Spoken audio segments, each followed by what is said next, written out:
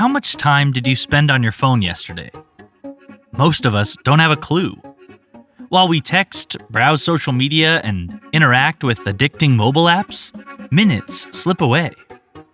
Smartphone use has become so prevalent that we hardly even notice it anymore. It's hard to believe that only 11 years have passed since the first iPhone release. Now, with people spending an estimated 5 hours a day on their mobile devices, smartphones have become a crucial part of our daily routines. An estimated 2.3 billion users are touching their phones thousands of times a day. The pace is only accelerating. Some medical professionals and parents have voiced concerns about excessive smartphone use for children and teens. Their worries include altered brain chemistry, contributing to symptoms like depression and anxiety, decreased quality of real-life relationships, hunched shoulders, text neck, and other posture issues, insomnia, self-esteem issues, vision problems.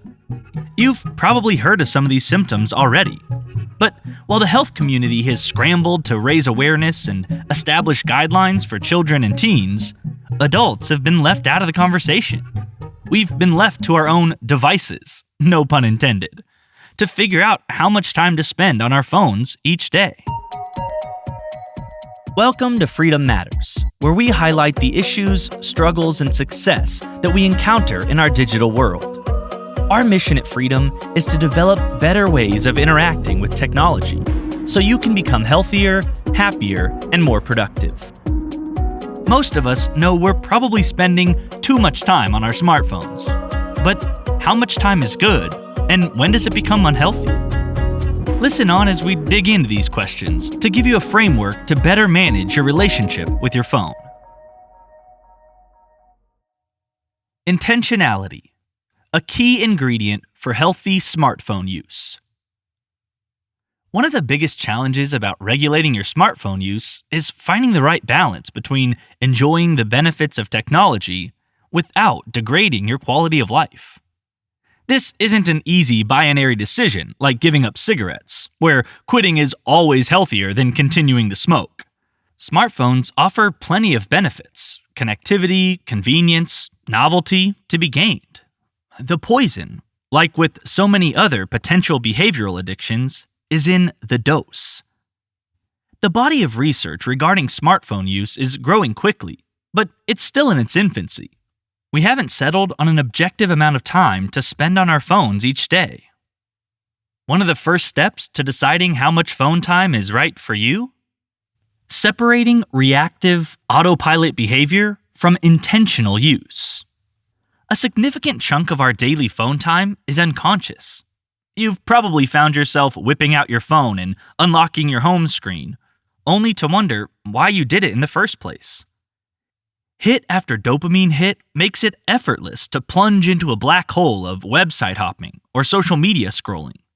It usually takes a while to catch ourselves, and we drastically underestimate time spent in the haze. This isn't, to use Tristan Harris's phrase, time well spent. So, perhaps the question to ask ourselves isn't how can we cut down on our smartphone time? It's to ask ourselves, how can we bring awareness to unconscious activity quickly and consistently? Not all smartphone time is created equal.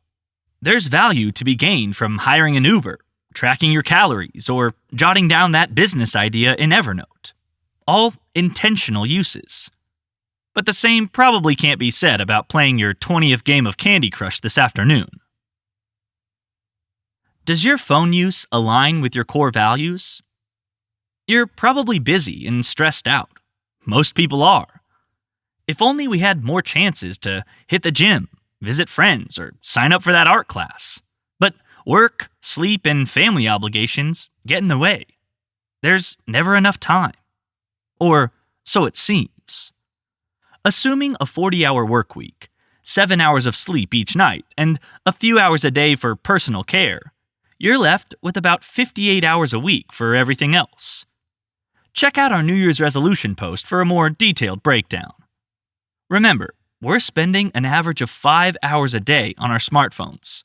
That's a whopping 35 hours a week, almost the equivalent of a full-time job.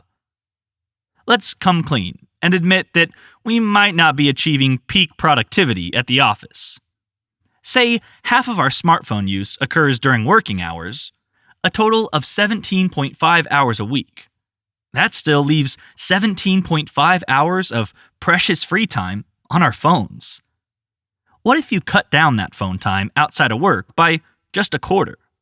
That's 4.5 more hours a week to spend socializing, relaxing, or pursuing whatever interests you. If you haven't done so already, now's a great time to identify your core values.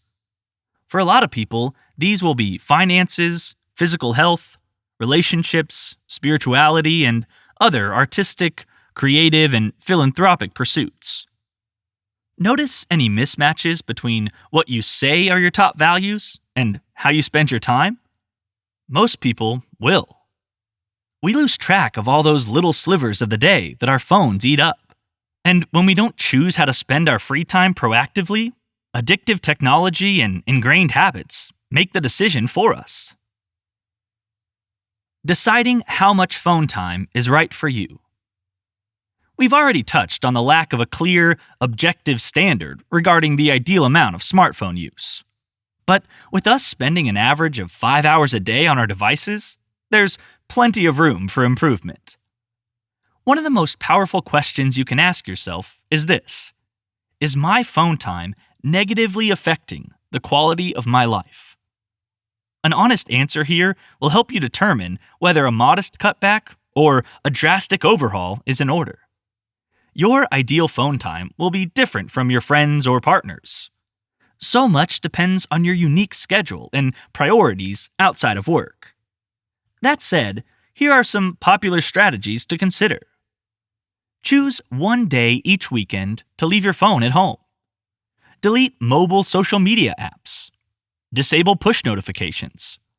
Limit yourself to fun phone use only during certain windows of the day. Practice verbalizing a reason why you're checking your phone. I'm going to look at my niece's baby pictures, or I'm going to take a 5-minute Facebook break before doing so. Set your phone to grayscale. Store your phone in a different room, or at least out of arm's reach when you aren't using it. Or a combination of the above. Staying open-minded will help you see what works, what doesn't, and how to adjust moving forward. Once you've settled on a daily or weekly quota, tracking your daily smartphone use is a key first step in taking back control of your time. We've seen promising steps taken by Silicon Valley giants as they develop screen time management tools to help users do just that. But tracking alone is unlikely to spur lasting improvement.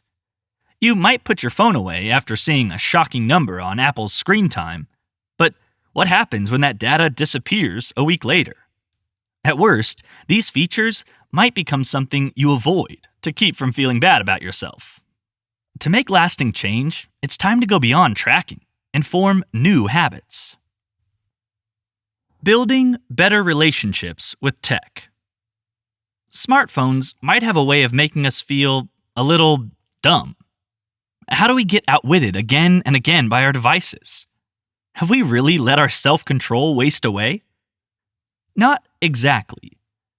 Those social media platforms and mobile apps that hijack so much of our time might look simple enough, but they're the products of sophisticated behavioral scientists. In other words, they're designed to get you hooked. Stanford University professor B.J. Fogg and one of his former students, Nir Eyal, have shed some light on how some of the brightest academic minds are exploiting habit triggers, variable rewards, and novelty to light up our brain's reward centers like Christmas trees. That makes a lot of sense when we consider entire business models are based on racking up as much attention and engagement as possible. Instead of beating ourselves up for not having enough control, we need practical ways to increase awareness of compulsive behavior and safeguards for when our willpower wanes. Blocking apps like Freedom can help you with both of those things. You can use recurring sessions to block distracting websites, apps, or even the entire internet during specific days and times you choose. Flex your willpower just once, instead of moment by moment. Once the sessions are running, there's nothing to worry about.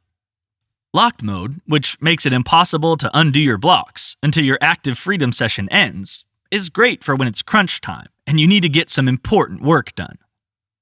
Awareness of how much time you're spending on your phone. Commitment to being more intentional and connecting your use to core values. Tools to keep you on track.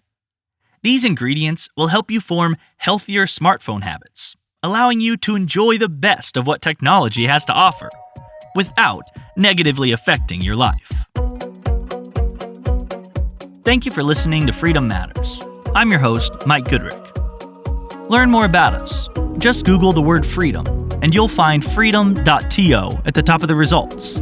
Until next time, I wish you happy, healthy, and productive living.